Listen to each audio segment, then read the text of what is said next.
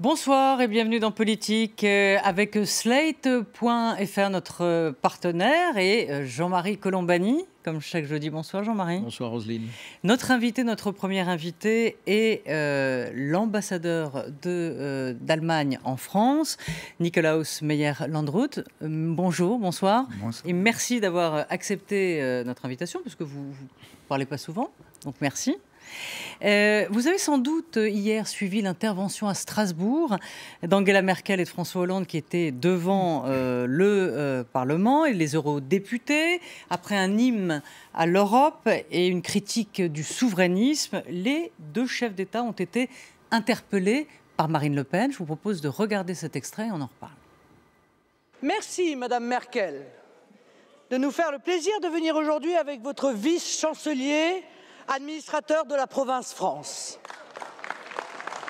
Vous venez tous deux ici en séance de rattrapage, car votre Union européenne est en train de s'effondrer. Je voudrais dire, lorsqu'on a entendu les derniers orateurs, qu'il faut faire preuve d'un petit peu d'optimisme et ne pas sombrer dans la dépression, je voudrais dire que nous avons également engrangé des succès en tant qu'Europe. La souveraineté européenne, c'est être capable de décider pour nous-mêmes et d'éviter que ce soit le retour au nationalisme, au populisme, aux extrémismes qui nous imposent aujourd'hui d'aller dans un chemin que nous n'avons pas voulu. Avant de commencer cette interview, je vous ai demandé si vous étiez hier, donc à Strasbourg. Vous m'avez répondu oui. Et surtout sur Angela Merkel, comment elle avait réagi. Vous m'avez dit qu'elle a l'habitude des débats. Enfin, on la sent à un moment, on ne le voit pas sur cette image, où elle a un air quand même pas très heureux. Oh, je pense que ce n'est pas une question d'heureuse ou pas heureuse. Ce qui attriste peut-être, c'est qu'on parle de l'Europe sans présenter les choses comme ils sont réellement. En Europe, on a des décisions par consensus, on a des décisions par majorité. L'Allemagne n'a ni une minorité de blocage, ni une possibilité d'établir le consensus tout seul. Les conseils européens durent longues, parfois des nuits, parfois 2 jours, parce qu'on essaye de se mettre d'accord sur une approche commune. Donc, la réalité de la politique européenne est orientée vers un consensus auquel chacun apporte sa pierre. Et je trouve que c'est important qu'on voit le fonctionnement de l'Europe politique tel qu'il est réellement. Ouais, vous pensez que ça suffit quand 2 dirigeants viennent, ou dans le fond, ce qu'on leur reproche aujourd'hui, les journaux disent, dans le fond, c'était de l'incantation, rien de réel, rien de à quoi s'accrocher, aucune proposition, aucune annonce.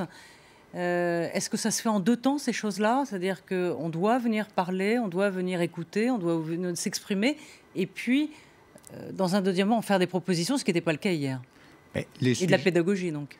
Tous ces sujets européens ne se règlent jamais en une fois, ni en un Conseil européen, ni à un passage devant le Parlement européen. C'est un débat politique qui continue, dans lequel il faut faire avancer les choses. Je pense que ce qui était important hier, c'est de montrer la volonté des deux d'avancer à trouver des solutions européennes aux questions qui sont devant nous, et que c'est à ce niveau-là et ensemble qu'on trouvera des réponses. Et sur le fond, la législation se fait dans le Conseil et d'ailleurs au Parlement européen. C'est pas un moment de décision, mais c'est un moment aussi de rappeler la base sur laquelle l'Europe est construite. Et ça sont nos valeurs. Ils ont fait tous les deux référence. Et si l'Europe ne peut plus défendre ses valeurs dans la réalité, l'Europe risque de perdre son âme. Jean-Marie ? Vous êtes familier de la relation franco-allemande et donc du paysage français aussi. Comment ressentez-vous, comment l'Allemagne, comment les Allemands ressentent-ils cette espèce de permanence dans le débat français qui tourne pour certains à l'obsession de toujours dire qu'il y a une domination allemande? Hier, Madame Le Pen qui parle d'une province, la France comme d'une province allemande. Comment ressentez-vous cela alors que la réalité de la construction européenne a toujours reposé sur le fameux couple franco-allemand? Bon, je pense que la réalité reste que l'Allemagne et la France doivent trouver et trouvent des synthèses et des propositions pour faire avancer les choses. Et c'est toujours des synthèses entre des points de vue différents. Et c'est ça la base de la coopération. Donc, je ne vois pas de nécessité de rentrer dans des polémiques. Je trouve que beaucoup de ces choses, si on les écoute bien, se autocontredisent sans qu'on a besoin d'y rajouter. Oui, mais quand même, la question que pose Jean-Marie est intéressante sur cette récurrence permanente. Comment vous l'expliquez que beaucoup critiquent le fait que la France est toujours à la traîne de l'Allemagne? Pourquoi cette critique en France récurrente? Vous savez, dans la coopération franco-allemande que je suis et à laquelle je participe depuis plus de 20 ans, si vous le regardez à travers le temps, soit on est critiqué parce qu'on se met d'accord, oui. Soit on est critiqué parce qu'on ne se met pas d'accord, soit on est critiqué parce que l'un suit l'idée de l'autre, ou on est critiqué parce que l'autre suit l'idée du premier. Donc il faut savoir en faire un peu abstraction. Je pense que les responsables politiques dans les deux pays savent ô combien c'est important de se mettre d'accord, de faire avancer les choses. C'est peut-être dans ces crises devant lesquelles on est en ce moment, plus par petits pas, par solution individuelle que par grande vision. Mais d'ailleurs, s'il y a eu une grande vision hier, la critique aurait été pourquoi grande vision et pas réponse aux questions pratiques. Oui. Donc voilà, on peut vivre avec ça. Mais comment, en même temps, comment peut-on regarder, vu d'Allemagne, encore une fois, le paysage politique européen, français bien sûr, avec la montée de l'extrême droite, puisque Marine Le Pen en a été témoin, mais ce n'est pas limité à la France. Je veux dire, on voit bien dans d'autres, y compris dans les démocraties d'Europe du Nord, des poussées populistes, voire extrémistes. Comment les analysez-vous vous-même? Bon, la difficulté dans ces débats, c'est qu'il y a toujours un élément dans le débat qui est lié à des causes nationales et un élément qui est peut-être lié à des débats européens. Et souvent, on fait le raccourci de mettre tout ce qui se passe au dos de l'Europe pour ne pas regarder certaines choses qui se passent dans les pays. Et pour l'Europe, pour convaincre, a besoin d'avoir des résultats. Il ne suffit pas de dire que l'Europe fait ceci ou cela, ou va faire cela ou cela. Et par exemple, dans la crise concernant l'euro, il y a beaucoup de choses, beaucoup d'avancées qui ont été faites. On a maintenant une union bancaire, on a un parapluie, on a des mécanismes de solidarité. Oui. On a des institutions et des instruments qui, il y a 5 ans, étaient inimaginables. Et pourtant, on nous a dit tout au long des 5 ans, vous n'avancez pas, vous ne faites rien, il n'y a pas de solution. La zone euro va exploser, oui, tout à fait. Oui. Donc, la politique ne peut que résoudre les difficultés au fur et à mesure. Et parfois, pour mesurer le chemin parcouru, il faut se retourner et regarder d'où on est parti il y a quelques temps, parfois quelques années, pour voir ce qui est accompli. Donc, il faut qu'on ait le courage de dire ce qu'on a réussi, et pas seulement s'interroger sur ce qui est encore à faire. Mais est-ce que ces poussées populistes, voire extrémistes, en Autriche, au Danemark, pays... Alors le Danemark, c'est quand même extravagant parce que c'est le pays où on est censé vivre le mieux, puisque à chaque fois on nous dit où est-ce qu'on se sent bien au Danemark, etc. En France, comment l'expliquez-vous Est-ce qu'en Allemagne, on considère que ce sont des mouvements dangereux dont il faut se préoccuper, ou bien ce sont des mouvements qui, au fond, qui passeront comme ils sont apparus? Non, il faut prendre ça au sérieux, mais mais la réaction doit être un débat politique sur le fond. Il faut d'un côté expliquer pourquoi, sur base de nos valeurs, certaines choses sont indispensables si l'Europe ne veut pas perdre son âme, et de l'autre côté, quelles sont les étapes et les décisions individuelles qu'on prend et quels sont les effets qu'ils produisent sur le terrain. Il faut toujours confronter le débat à la réalité. Le plus proche qu'on est de la réalité, le plus les gens comprennent ce qu'on est en train de faire. Alors l'Allemagne a un surmoi très fort, à cause de son histoire vis-à-vis de l'extrême droite, bien sûr, on comprend pourquoi. Vous avez un parti anti-musulman en Allemagne, Pegida, qui était un peu en perte de vitesse, mais qui reprend de la vigueur avec l'initiative, enfin dit-on selon les sondages, et peut-être les manifestations qu'il y a eu à Dresde, de l'arrivée massive de migrants en Allemagne. Est-ce que c'est un sujet aujourd'hui de préoccupation, cette montée aussi anti-islamique, anti-étranger chez vous? C'est une réalité? Ce n'est pas un parti politique, c'est un mouvement qui organise des manifestations, c'est vrai.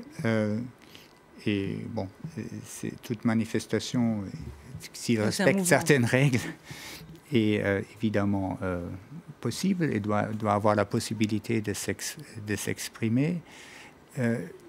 Mais le fond, Mme Merkel a fait une grande conférence de presse le 31 août. Elle a fait une grande conférence de presse le 31 août en disant que l'Allemagne vivait ses valeurs et allait accepter les réfugiés en détresse qui viennent. Et ce n'est pas des migrants, nous on parle de réfugiés.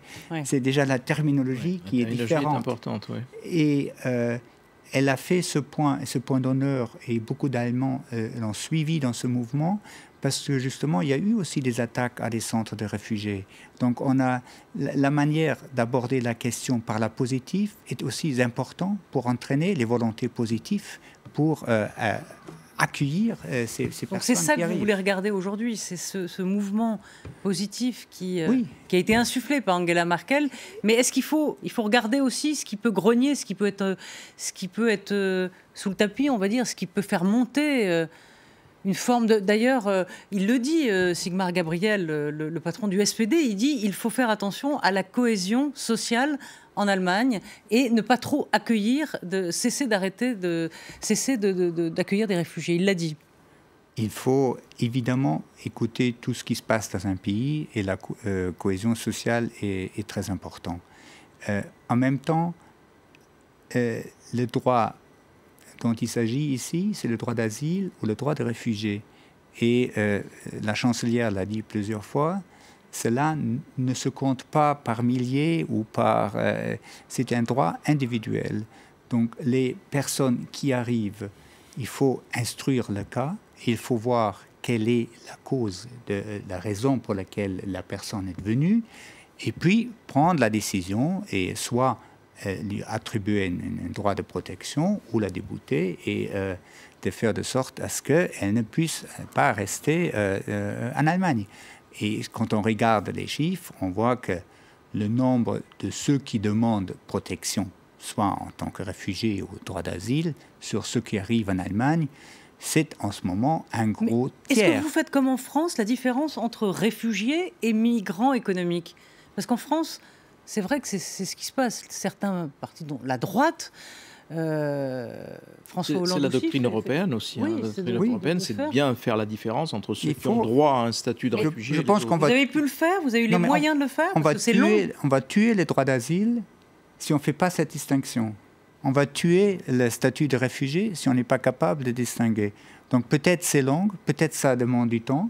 Et évidemment, pendant ce temps-là, il faut qu'on traite les personnes qui demandent l'asile ou la protection, il faut les traiter d'une manière humaine. C'est le cœur du projet européen. Mais après ça, il faut aussi être capable de prendre des décisions au cas par cas si le droit y est attribué ou pas. Et comment avez-vous regardé l'attitude de pays qui sont au fond des anciens pays de l'Est? Tchéquie, Slovaquie, Hongrie, un petit peu la Roumanie, qui sont plus que réticentes à l'idée de cet accueil et donc qui voudraient se mettre en dehors des règles européennes. Comment les convaincre? À un moment, la chancelière a été tentée par une voie assez radicale, qui était la voie des sanctions. Et puis la Commission a un peu tempéré ce premier réflexe. On n'a pas parlé de sanctions, mais premièrement, il faut aussi comprendre la situation de ces pays. Ils ont derrière eux des bouleversements importants après la chute du mur ou la fin de l'Empire soviétique. Ces sociétés ont connu des bouleversements, des transformations importantes. L'Allemagne aussi. L'Allemagne aussi. Une partie de l'Allemagne beaucoup plus que l'autre partie de l'Allemagne. Donc ça, il faut le comprendre. C'est des pays qui, dans leur histoire, étaient des pays d'où les gens sont partis, mais jamais des pays où les gens sont arrivés. Oui. Donc, ils ont une mentalité différente. Mais on a vu aussi que la Pologne a évolué. Oui. Donc, il faut parler avec eux, il faut leur aider à évoluer dans ce sens. Alors, c'est la fin de cette première partie. Vous restez avec nous.